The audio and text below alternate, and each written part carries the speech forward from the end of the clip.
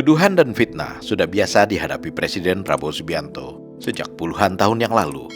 Oleh karenanya, Prabowo tidak goyah sedikit pun ketika fitnah dan tuduhan itu datang semakin gencar, bahkan bertubi-tubi, berkaitan dengan penanganan pemerintah terhadap dampak bencana di Sumatera.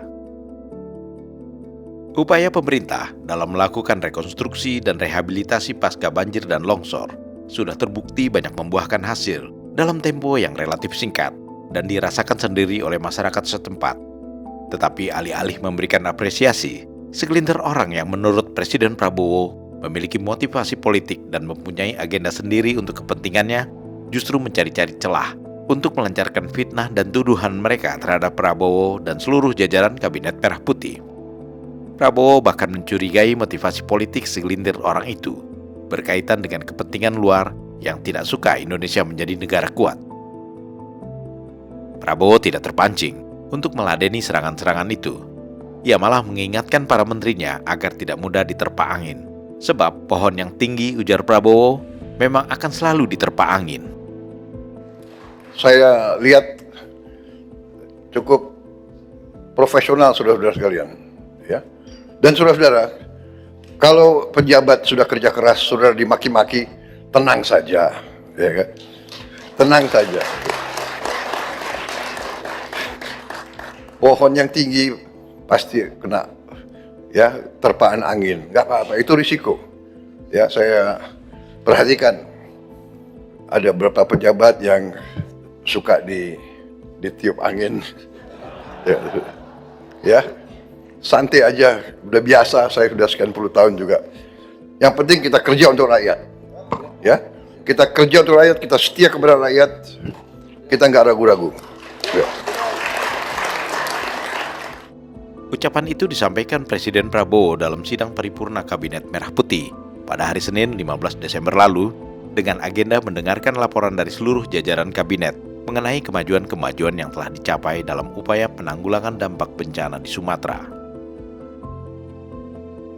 Sebelum Prabowo menyampaikan pengarahannya, Sekretaris Kabinet Teddy Indrawijaya menayangkan 4 video yang menggambarkan bahwa TNI dan Polri telah selesai membangun 7 jembatan beli di Aceh terhitung tanggal 14 Desember lalu, dari target 50 jembatan yang harus selesai pada akhir tahun ini.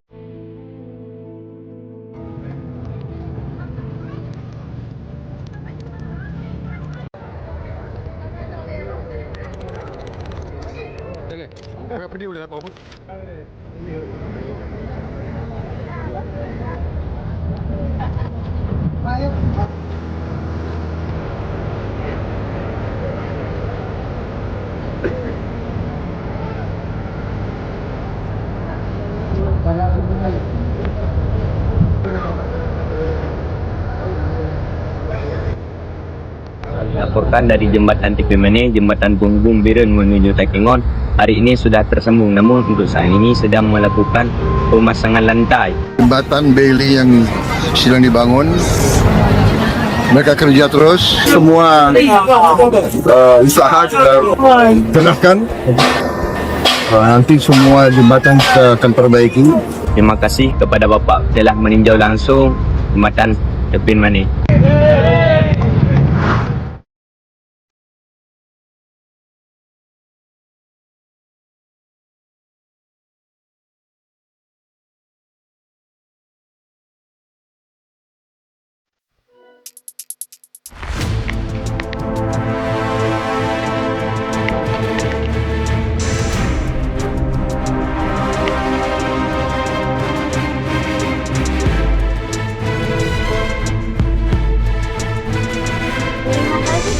Bapak Presiden Prabowo telah membangun desa kami sehingga kami bisa berangkat ke sekolah dengan adanya jembatan yang dibuat oleh bapak-bapak TNI. Mudah-mudahan antara Manunggal, APRI dengan masyarakat berkelanjutan untuk masa depan yang lebih baik.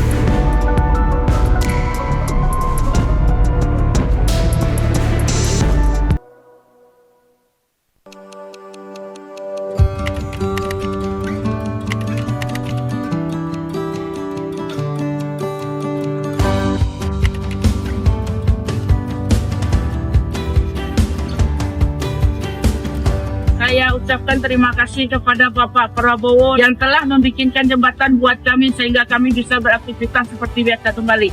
Terima kasih Bapak Presiden sudah membuatkan jembatan untuk kami. Terima kasih Bapak Presiden Haji Prabowo Subianto yang telah membuatkan jembatan Bailey di Dorong Plateau.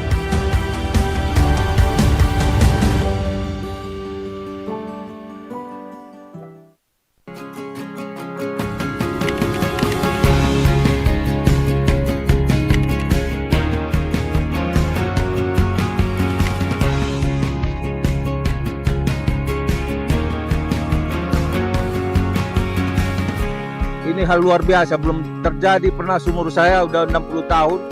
Begitu tanggap cepat hadir di tengah-tengah kami TNI Angkatan Darat khususnya. Sekali lagi kami tidak bisa banyak mengucapkan kata. Tuhannya memberkati bapak-bapak sekalian. Semoga sehat sampai tujuan nanti setelah bertugas di desa kami. Setiap jembatan memiliki berat antara 30 hingga 50 ton yang diangkut langsung dari Jakarta menuju lokasi terdampak bencana. Biasanya menurut Teddy, pembangunan jembatan Bailey membutuhkan waktu sekitar 1 bulan. Namun berkat kesigapan TNI dan Polri serta gotong royong masyarakat setempat, jembatan itu sudah bisa dirampungkan dalam waktu 1 minggu. Semua ini menunjukkan keseriusan pemerintah dalam menanggulangi dampak bencana di Sumatera. Namun bagi kaum pembenci yang penuh iri dan dengki terhadap Presiden Prabowo, usaha pemerintah yang sangat keras itu seakan-akan tak pernah ada. Sementara masyarakat setempat yang sudah merasakan sendiri manfaat kehadiran jembatan-jembatan Bailey yang telah menghubungkan kembali daerah-daerah yang sempat terisolir, mengucapkan terima kasih kepada Presiden Prabowo dalam video yang ditayangkan Sekretaris Kabinet itu. Namun Prabowo tidak menepuk dada. Prabowo tidak mengklaim bahwa semua itu merupakan keberhasilannya. Ia bahkan merasa heran mengapa ucapan terima kasih itu lebih banyak ditujukan kepada dirinya, padahal yang telah bekerja keras di lapangan adalah bawahan-bawahannya. Tadi video tadi memang saya minta ditayangkan, tapi saya tidak mengerti bahwa terlalu banyak yang ucapan terima kasih kepada saya. Saya kira tolong disampaikan bahwa itu sesungguhnya bukan hasil saya, itu adalah hasil kerjasama kita semua, terutama mereka-mereka yang di lapangan. Mereka yang bekerja keras berminggu-minggu, mereka yang juga mempertaruhkan nyawa, ada juga anggota kita yang kehilangan nyawa dalam rangka membantu rakyat yang terdampak. Jadi saya kira nanti mohon disampaikan ya, saya juga akan sampaikan langsung. Ya, rakyat kita sederhana, ya kan. Kalau pemerintah pusat sudah hadir atau elemen dari pemerintah pusat hadir, pasti mereka taunya ini Bapak Prabowo, Bapak Presiden. Saya kira ya itu wajar rakyat berpikir seperti itu. Sebaliknya kalau nggak ada yang beres ya Bapak Presiden juga yang tanggung jawab. Jadi ya itu risiko seorang pemimpin. Terima kasih. Jadi saya bersyukur saya punya saudara-saudara yang telah bekerja keras sehingga rakyat berterima kasih kepada saya. Tapi saya anggap terima kasihnya ke saya itu adalah terima kasih kepada kita semua, tim kita, pemerintah pusat, pemerintah daerah, semua pemerintah. Kecuali ya di sana sini ada bupati-bupati mungkin ya satu orang ya yang ya menurut saya kurang loyal kepada rakyat lah di saat kritis, ninggalin tempat dengan segala alasannya ya. Tapi yang lain saya lihat tegar, tabah. Jadi saya ingin ucapan terima kasih kepada semua petugas di lapangan. Ya, semua lapisan saya lihat dari yang tertinggi, para menteri, para wakil menteri, para kepala badan, saya lihat di lapangan. Saya lihat dirut-dirut perusahaan-perusahaan yang penting ada di lapangan. Dirut Pertamina, dirut PLN, PU ada, kerja keras, kesehatan semua saya lihat. Hampir semua KL hadir di situ. Terima kasih. Namun Presiden juga meminta agar tidak ada pejabat atau tokoh masyarakat yang datang ke lokasi bencana hanya untuk berwisata, berfoto-foto di lokasi bencana, untuk sekedar menyatakan kehadirannya. Kalau datang ke lokasi bencana, kata Prabowo, tujuannya haruslah untuk mengatasi masalah, bukan berwisata. Sebaliknya juga saya mohon jangan pejabat-pejabat tokoh-tokoh datang ke daerah bencana hanya untuk foto-foto dan untuk dianggap hadir, ya. Mohon sebaliknya kita tidak mau ada budaya wisata bencana. Jangan, kalau datang benar-benar harus ada tujuan untuk membantu mengatasi masalah. Saya kira kalau unsur pimpinan datang yang punya tugas dan portofolio ke situ. Mohon ini saya lihat ada kecenderungan wisata bencana ini tidak bagus. Ya, rakyat di situ jangan dijadikan objek. Kita datang ke situ untuk benar-benar ingin mencari masalah, melihat kesulitan dan bertindak. Pernyataan ini menunjukkan bahwa Presiden Prabowo lebih memilih untuk melakukan introspeksi dan koreksi terhadap para pejabatnya, ketimbang menangkal serangan segelintir orang yang hanya bisa mencari-cari kesalahan. Tetapi Prabowo juga memberikan penghargaan yang sangat tinggi kepada para pejabatnya yang telah bekerja keras. Sekarang ini, menurut Prabowo, bukan saatnya untuk saling salah menyalahkan, melainkan harus bekerja sama, bahu-membahu, mengatasi masalah yang diakibatkan bencana. Bahkan kalau perlu, tak perlu lagi menunggu perintahnya. Setiap ada masalah, Prabowo berharap para pejabat langsung bergerak. Dalam sidang kabinet paripurna ini, para menteri dan para kepala badan menyampaikan laporannya kepada Presiden mengenai segala sesuatu yang telah mereka lakukan serta pencapaiannya. Melalui paparan para menteri dan kepala-kepala badan pada sidang kabinet paripurna, terlihat jelas bahwa seluruh elemen pemerintah pusat telah mengeluarkan seluruh sumber daya yang dimilikinya untuk melakukan rekonstruksi dan rehabilitasi di daerah-daerah terdampak bencana.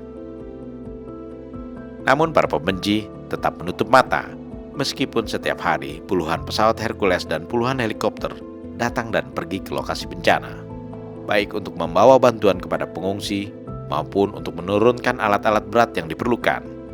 Dan 50.000 prajurit TNI dan Polri yang setara dengan 50 batalion disebarkan ke daerah-daerah terdampak bencana dengan tugasnya masing-masing. Presiden Prabowo sendiri sudah 2 kali datang ke lokasi bencana di Sumatera Utara, 1 kali ke Sumatera Barat, serta 3 kali ke Aceh. Bahkan Prabowo menyatakan niatnya untuk berkunjung ke lokasi bencana minimal seminggu sekali. Lalu masih adakah yang menyatakan bahwa negara tidak hadir dalam bencana banjir dan longsor di Sumatera, walaupun kepala negara bolak-balik ke lokasi bencana dan mengunjungi para pengungsi, dan kedatangannya selalu disambut meriah oleh masyarakat korban bencana. Saya sudah ke sana beberapa kali, ke Aceh saya sudah 3 kali, ke Sumatera Utara 2 kali, ke Sumatera Barat baru 1 kali. Rencananya saya akan segera ke sana lagi, merencanakan minimal seminggu sekali akan saya lihat daerah itu untuk memantau perkembangan. Memulihkan kondisi pasca bencana tidak semudah dongeng Bandung Bondowoso yang mampu membangun 1000 candi hanya dalam 1 malam, karena hal itu hanya terjadi dalam dongeng. Prabowo sendiri mengaku bahwa dirinya tidak punya tongkat Nabi Musa, sehingga tidak bisa memulihkan kondisi pasca bencana dalam waktu singkat. Namun ia akan terus berupaya agar rakyat Aceh, Sumatera Barat, dan Sumatera Utara yang terdampak bencana bisa segera kembali hidup normal seperti sedia kala. Saya telah minta maaf, saya tidak punya tongkat Nabi Musa. Kita tidak bisa selesaikan dalam 3 hari, 4 hari, 5 hari. Mungkin 2-3 bulan aktivitas akan benar-benar normal. Tapi syukur alhamdulillah sebagian sudah masalah listrik, sebagian besar sudah menyala. Masih ada beberapa yang harus kita percepat. Masih ada beberapa yang berbahaya. Karena kabel-kabel kalau liwat air yang masih banjir itu berbahaya.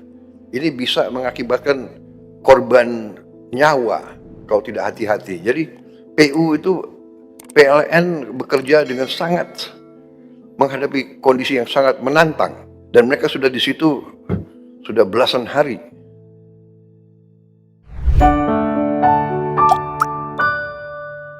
Men of our time.